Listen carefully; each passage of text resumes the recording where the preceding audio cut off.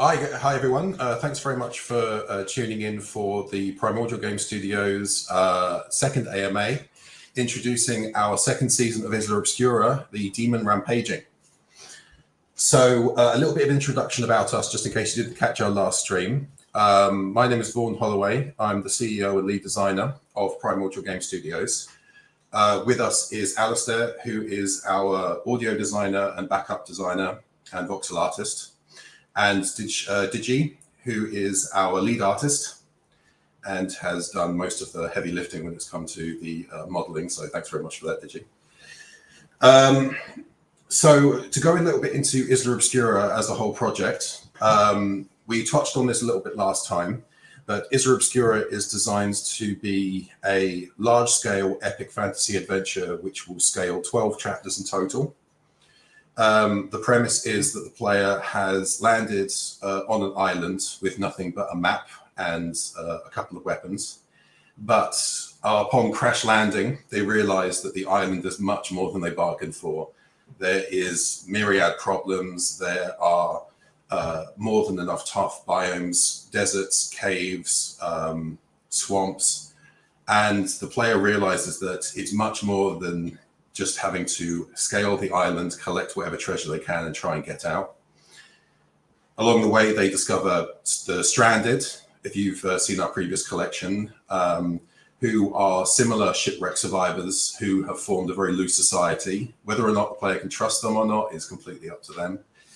A lot of this will be taking a lot of chances, having to move in and out of different situations while avoiding the cursed undead Lost Legion, who come from a multitude of backgrounds. Some of them are thousands of years old, and they only get stronger as the player moves further into the island.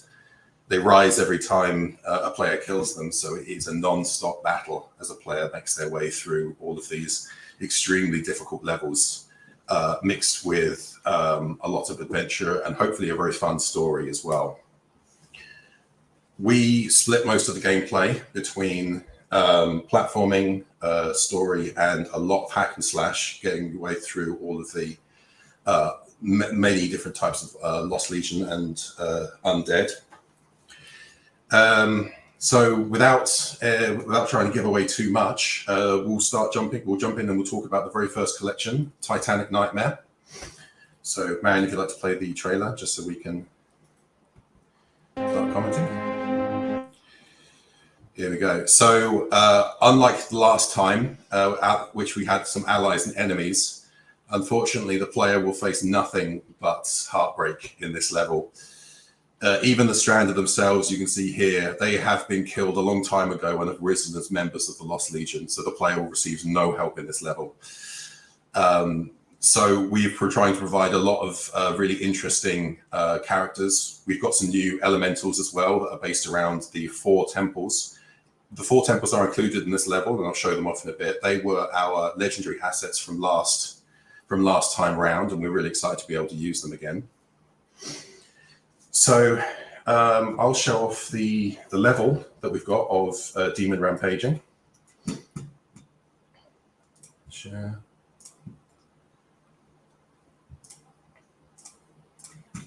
I'm not going to go into too much detail. Here we go, because I still would like it to be as much of a challenge as possible. But here you can see, if you can see my mouse, that we do have the 4 temples: earth, wind, fire, and water, each of them defended by a different elemental. When the player comes into this scorching desert level, there is very little to help them out apart from the mysterious town and the giant arena, which, of course, upon arriving into the town, they realize that any help they would have had, as they did in the last level, is gone, and there is nothing to do but try and survive and fight their way back out again. Similar to the last level, there are a lot of optional challenges, a lot of platforming. So we've got a little puzzle in there. I'm not going to zoom in too quick because I don't want to give too much away. A lot of more complex platforming. We're trying to keep the original. We're trying to keep the original gameplay as kind of collected and fluid as possible, but we're going to throw some curves in for everybody. Make sure that there's a lot of doubling back, looking at the environment. You've really got to kind of keep your wits about you and figure out where you need to jump next. Hopefully it will frustrate plenty of people, and that people have a ton of fun trying to collect everything.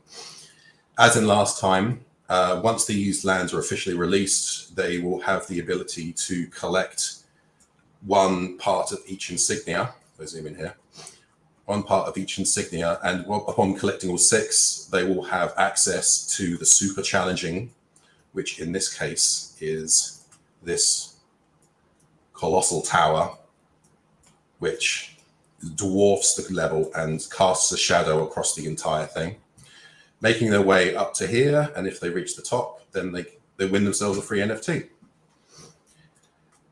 This is super exciting, and we're able to move away from a very linear type of gameplay that we used in the first level. Initial testing was very high. You get about an hour's worth of gameplay for both levels, so that seems to be our benchmark pretty much that we shoot for, to make sure there is plenty to do. If you guys get access to the level, there'll be plenty of time to run around, fight off your enemies, and try and collect as much as you can, hopefully while enjoying the story while you do so. So with that, I'll chat a little bit more about the collections that we have released with Titanic Nightmare. As you saw, they are split into 4.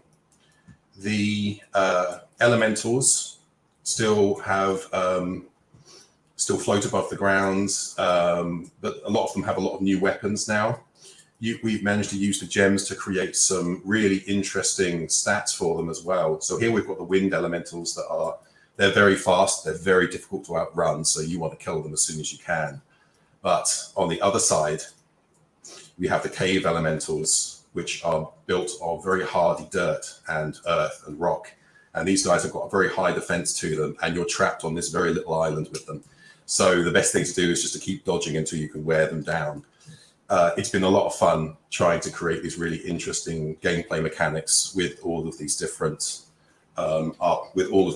enemies in order to create a very varied experience.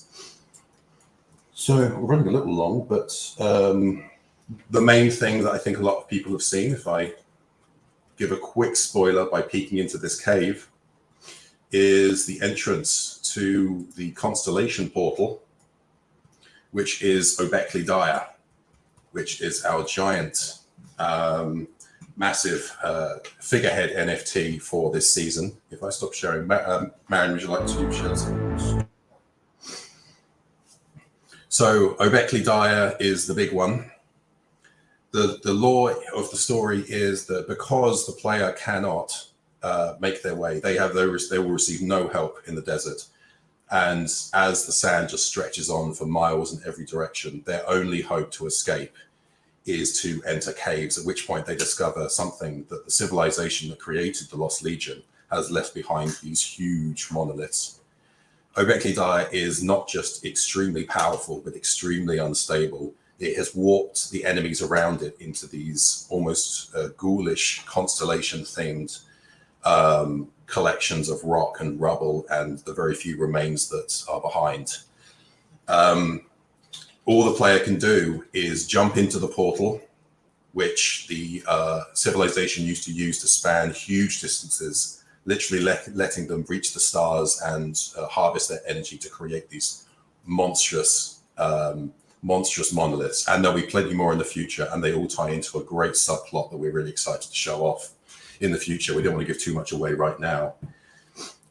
So the only thing that the player can do is throw themselves into Obekli Daya and see where they end up. And that is the cliffhanger that we'll leave off on for season 3, which we're hoping we'll be able to show everyone in January. What time is it now? Okay, we've got questions from BCRRV. Okay, so we've got a quick question, and I'll pop into that. So the question is this a 6x6 land? It's actually 2x2. The entire experience will span 52 lands. So we have 13 in total. Each one is a 2x2. Because there is a lot that we could do with each one, but we do have quite limited time. We try to use a lot of verticality as well. So we use a quite condensed space because we don't want players to lose the flow of different events by spending 5+ minutes having to walk across between different areas. So there's a lot of jumping, a lot of figuring out. As you can see, as you saw with the level that we showcased, it is not just walking across a straight field. There is a lot to do. Every single environment has its own mysteries, its own shortcuts. We're hoping that you can jump back into this game at any time and you'll discover paths that you just didn't find before, and maybe even find a few shortcuts that you'll be kicking yourself about when you realize that you spent 10 minutes running around. We have a social hub that will be available. We don't have a date for it just yet. We're hoping that we'll be able to do something with it depending on how well the alpha goes. We're really excited for the alpha ourselves. And we will be looking forward to releasing these levels, hopefully sequentially at some point next year. We've got a lot of work to do just to make sure we pack as much content into these as possible. But yeah, have we got any other questions? We had not Bruce, no, it was not Jackie Chan saying that he can't wait to use the elementals in his own game, which is good to hear. Interesting choice to make the fire ones the good guys, I suppose. Not what I do, but yeah. We're really looking forward to seeing what people have to do. With the way that people use the NFTs in their own games, and can't wait to start playing them actually. So let's roll that on soon. So, okay. Sorry, are you muted now? Okay, sorry, just double checking, just make sure I wasn't muted myself. So if I hand over to Digi now, we've got a little bit he can explain a bit more detail about how we put Obekli Daya together and what it took to really create something this immense. So Digi, or you, mate? Hello guys, my name is Konstantin, you call me DT. I'm the sole creator of Obekli Daya, from concept art to the first gray boxing and then to production, what you saw in the video before. So that was actually a pretty big challenge for me, to have to create something this big in this time frame. But it was an amazing challenge to actually tackle and complete. The whole NFT, this is an actual collection, which is consisted by 6 pieces. The 5 pieces are the bases, which is the north, east, and west obelisks, which is 512 by 512 voxels, pretty big. Then there is the entrance and the centerpiece. And then there is the portal itself as an NFT. So that consists of 6 pieces. I used the same method for the obelisks and the whole big NFT as I used on the previous temples, if anyone have seen these. And they came out pretty well. So I hope you guys enjoy them. And of course, you need to be fast because they're going to go away. Yep. Great, thanks very much, Digi. We got another question in the comments about the weapon in the trailer. We have been limiting the formats of what we've been releasing, but last month, if you were there, you saw that we had a coral armor that we currently have on hiatus right now.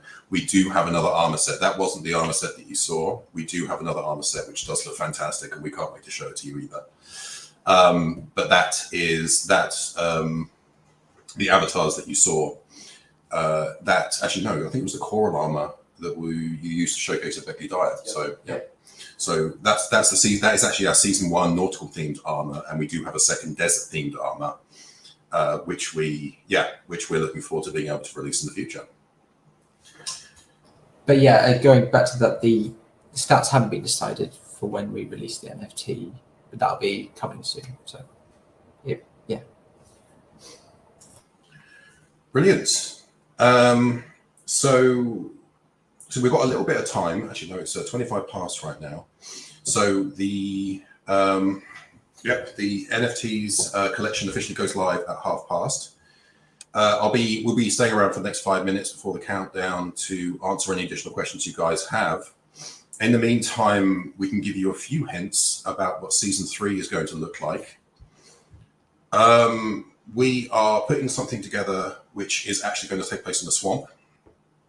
So we're going to be doing a lot of very dark, very Dark Souls, Swamp Things themed armors. Okay. Sandstone's just asked a question. I'm starting a game studio for Sandbox. I wonder how many people in your team and how many total hours have you spent on this? It is definitely a very good idea to start doing stuff in Sandbox. It is extremely easy to use, even if you haven't got a history of game development. Sandbox Maker and Vox Edit are both really, really great programs, and they've only been improving while we've been using them. We actually started as a game studio back in November of 2020, working on another project. Since we started working for Sandbox, we split our team in two. Currently, it is just me, Alistair, and Digi that are working on Sandbox, but we have another team that handle our other projects at the moment, which hopefully will be releasing soon. We were very, very lucky to be selected by Sandbox's Game Maker Fund, to receive funding in order to create content back in June of 2020. And all three of us now work on this part-time. If you see in the background, you're seeing a blank wall in my background, but you can see the office behind Alistair there. We now work full-time, normally about 9 till 5, Monday to Friday, putting stuff together in the Game Maker, building the levels, organizing the lore, and creating a series of assets in Vox Edit. And the ones that we love are the ones that we really like, the cream of the crop, we put together into these seasons that we release. It's been a huge ride, and definitely if you're really interested in doing something in Sandbox, it is totally worth getting in touch with them, maybe making yourself known. I'm not really sure the best way to do it. The best thing to do would, Marion, if you can, say a couple of words. Is this something that would be able to, what would be the best way for them to kind of get in touch with the Game Maker Studio? I'm not sure if you can hop in or not. Oh, there we go. Yeah, sure. So if you're interested to join the Game Maker Fund, you can always send an email to contact@sandbox, and we will redirect you to the person who is in charge of the Game Maker. And we are always very excited to see new projects. So don't hesitate to contact us. Yeah, it's a good idea. It's been a ton of fun working on this, and we're very happy to be able to do so. I think going back to the original question, like the whole of Obekli Daya took Digi about 6 weeks of just constant working. So like these things, even though the software is quite intuitive and easy to use, like if you want to make something really impressive, it does take time. So if you got the time, like go ahead and make some money, I suppose. Yeah. Awesome. So we're at 8:28 now. So we've got less than 2 minutes until the drop happens. So I hope everyone's excited. So yeah, we've got 55 seconds left until the drop. 55 seconds now. Marion, have we got a counter? I don't think we do. No, sadly we don't have a counter now. Oh, okay. My bad. I'll live stream this. Have you got clock at all? I think Alistair's going to see if you can put a clock up. There we go. Just 30 seconds. That 30 seconds as well. That's very good. You want to be loading up the Sandbox website right now, if I were you. Okay. Yeah, I'm very excited. Right. Quite nervous, to be honest. Yeah, we're all very nervous. We've put a lot of work into this, so we're super excited to see how people what happens with this. So. Yeah, jump on it as soon as you can, guys. Right. 5. Have fun, most of all. 4, 3, 2, 1. And there we go. It's live now. So if you're interested in grabbing anything from Isla Obscura, Season 2, The Demon Rampaging, then jump on it right now. Last time, I think we sold out of almost everything in 30 minutes. So if you're interested, definitely jump into it. Yeah. And thank you very much, everyone. This was a ton of fun. I will hopefully steadily get better at doing these AMAs as the more seasons that we release. But yeah, if you're interested in anything to do with Sandbox, it's definitely worth getting involved. And yeah, thanks very much, guys. Have a good one. I hope you have a great weekend. Bye, guys. See ya.